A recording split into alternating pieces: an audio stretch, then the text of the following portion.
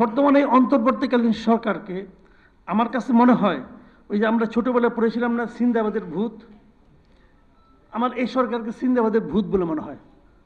কাঁধে তো উঠে বসেছে, নামাবেন কিভাবে এটা ভাবেন আগে, কারণ ওনারা বসে এত আরাম পেয়ে গেছে যে আর নামতে চায় না। এখন ওনাদের লক্ষ্য হলো যদি আমি 2 দিনও বেশি থাকতে পারি তাহলে 2 ফাইলে সিগনেচার করা যাবে, ওই সিগনেচার থেকে কিছু আসবে। চিন্তাটা এখন ওই পর্যায়ে যে ঠিক আছে সেটা কিভাবে কি করবেন এটা নিয়ে সবাইকে এখন ভাবতে হবে। সংস্কার নিয়ে আলোচনা করা হচ্ছে, আমি খুব সংক্ষেপে বলছি, পয়েন্টগুলো টাচ করে যাচ্ছি। সংস্কার নিয়ে আলোচনা করা হচ্ছে। সংস্কারটা কি আসলে, তারা কি সংস্কার করবে? গত 11 মাসে তারা কি সংস্কার দেখাতে পেরেছে এটা আমাকে বলেন। তারও চেয়ে বড় কথা আমি আরেকটা কথা বলি, যে ওনারা যে সংস্কারটা করবেন সেটা কি ভালো হবে না মন্দ হবে এটা আমি বুঝবো কি করে? উনি যদি ওনার সরকারের মধ্যে সেই সংস্কারের কিছু একটা প্রয়োগ করে দেখাতে পারতেন যে দেখেন আমরা এই কাজটা করেছি, এই কাজটা ভালো, অতএব এইটা আপনারা পরবর্তী সময়ে করেন, আপনাদের উপকার হবে। পারছেন? পারেন নাই তো। এই সরকার ঠিক সেভাবেই চলছে যেভাবে আগের সরকারগুলি চলতো। তো যিনি নিজের সংস্কার করতে না পারেন, যিনি নিজের জীবনযাপনের মধ্যে সংস্কার করতে না পারেন, নিজের সরকারের মধ্যে সংস্কার করতে না পারেন, তার মুখে তো সংস্কার শব্দটাই মানায় না। এটা কি সংস্কার করবে? কতগুলো ভাড়াটে বুদ্ধিজীবী নিয়ে আসছে বিদেশ থেকে, কতগুলি এনজিও নিয়ে আসছে, এই এনজিওদের সংস্কার, যারা নাকি এই দেশ থেকে চলে গেছে, যে ভাড়াটে বুদ্ধিজীবীরা যারা অন্য দেশের নাগরিকত্ব গ্রহণ করে, সেই লোক এসে আমাকে সংস্কার করবে, আর সেই সংস্কার আমাদের দেশে পলিটিক্যাল পার্টিগুলো মানবে। কেন মানবে এটাও আমি বুঝি না। প্রতিদিন সকালে এই আমাদের পলিটিক্যাল পার্টির লিডাররা কিছু মনে করবেন, এখানে আসেন আপনারা, প্রতিদিন সকালে যে ঘরের মধ্যে ঢুকে নিয়ে কি কি আলাপ আলোচনা করে, বাইরে এসে করে যে অর্ধেক খুশি, সম্পূর্ণ সন্তুষ্ট, কিছুটা অসন্তুষ্ট, আবার মাঝে মাঝে ওখান থেকে বাইরেই পড়ে না আমি এই আলোচনায় থাকবো না। ভাই কি করতেছেন আপনারা? আসলে আপনাদের একটা জায়গায় ঢুকাই নিয়ে সময় ক্ষেপণ হচ্ছে, জাস্ট সময় ক্ষেপণ করে এটাকে অজুহাত হিসেবে দেখানো হচ্ছে যে যতদিন এই সংস্কার না হবে ততদিন নির্বাচনের কথা বলতে পারবেন না।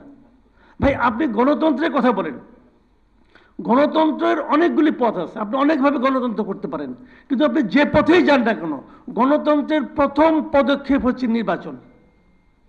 আপনি জনগণকে সেই ক্ষমতা দিতে হবে যার মাধ্যমে জনগণ নির্ধারণ করবে যে পরবর্তী 5 বছর কে শাসন ক্ষমতায় থাকবে, মানে শাসনটা কে পরিচালনা করবে, রাষ্ট্রটা কে পরিচালনা করবে, এই জিনিসটা নির্ধারণ করার দায়িত্ব হলো জনগণের। কারণ জনগণ যদি ঠিক করে জনগণ থেকে সরাতেও পারবে, তাহলে যারা যাবে তাদের একটা জবাবদিহিতা থাকবে জনগণের কাছে। এই সরকারের তো কোনো জবাবদিহিতা নাই। যাই হোক, আমি এটা নিয়ে আর ডিটেল যাব না। আমি আর্টিকেলটা দেখলাম বসে বসে, এখানে আমি একটু পরে এসেছি, সম্পূর্ণ দেখা হয় নাই। তো এটা দেখলাম, উনি তত্ত্বাবধায়ক সরকারের বিভিন্ন দেশের উদাহরণ টেনেছেন, অনেক পরিশ্রম করেছেন, কোনো সন্দেহ নাই। কিন্তু পিআর পদ্ধতি নিয়ে ওনার যে বিশ্লেষণগুলো, উনি থাকলে ভালো হতো। এটা আমার কাছে খুবই একপেশে মনে হয়েছে। উনি পিআর পদ্ধতির মধ্যে কোনো কিছু ভালো খুঁজেই পান নাই। কেন খুঁজে পেলেন না ভাই? তাহলে 91টা দেশ এই মুহূর্তে বিশ্বে, তারা কি খারাপ জেনেও এটা করতেছেন? এটা কেন হবে ভাই? ভালো মন্দ দুটোই তো থাকবে। আপনি ভালোগুলি বলেন, মন্দটাও বলেন। ডক্টর মামুন কিভাবে আমি বুঝলাম না উনি করলেন, যে সব পিআর পদ্ধতির খারাপ দিকগুলো উল্লেখ করছেন, নেতিবাচক দিক। আরে ভাই সব কিছুই তো ইতিবাচক দিক দুই একটা থাকতে পারে, উনি বললেন না। আমি ব্যক্তিগতভাবে বলি, আমি ব্যক্তিগতভাবে পিআর পদ্ধতির পক্ষে। আমি মনে করি পিআর পদ্ধতিতে প্রত্যেকটা জনগণের অপিনিয়নটা সেখানে আসে। তবে এখানে একটা কথা, এখন যখন পিআর পদ্ধতি নিয়ে আলোচনা হচ্ছে, এখন আমি মনে করি এটা জন্য সময় সাপেক্ষ একটা ব্যাপার। এই অল্প সময়ের মধ্যে এটা নিয়ে আলোচনা করতে গেলে বিষয়টা আরো ঝুলে যাবে বলে আমি মনে করি। আর আরেকটা কথা বলি আমি, সেটা হলো গিয়ে যে নির্বাচনের তারিখ নিয়ে, এটাও আমার একটা বড় আপত্তির জায়গা। আমি তো মনে করি নির্বাচন হওয়া উচিত অক্টোবরে। এটা আমি আগের থেকে বলতেছি। আমাদের দেশে যে জলবায়ু, যে আবহাওয়া, সেখানে অক্টোবর হলো নির্বাচনের বেস্ট টাইম। সেটা নিয়ে বিএনপি আগে ডিসেম্বর বলল, ঠিক আছে ডিসেম্বরেও চলে। বিএনপি ডিসেম্বর থেকে ফেব্রুয়ারিতে কেন গেল ভাই? এই জিনিসটা আমার বুঝে আসে না। এখানে অনেক বিএনপির লোকজন আছেন, ওনাদের কাছে আমাকে স্বনির্বন্ধ অনুরোধ, জানতে চাই আমি ভাই, প্লিজ ব্যাখ্যা করেন। আপনারা তো ডিসেম্বর থেকে কেন ফেব্রুয়ারিতে গেলেন, এটা কি জনগণের কাছে ব্যাখ্যা করছেন?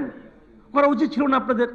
আপনারা তো জনগণকে নিয়ে রাজনীতি করেন, আপনি জনগণকে জিজ্ঞাসা করছেন? করেন নাই। আপনার নেতা মনে করছে যে ফেব্রুয়ারিতে যাওয়া উচিত, উনি চলে গেছেন, আর আপনারা সবাই মিলে বলতেছেন বাহবা বাহবা। কেন বাহবা? ব্যাখ্যা করেন।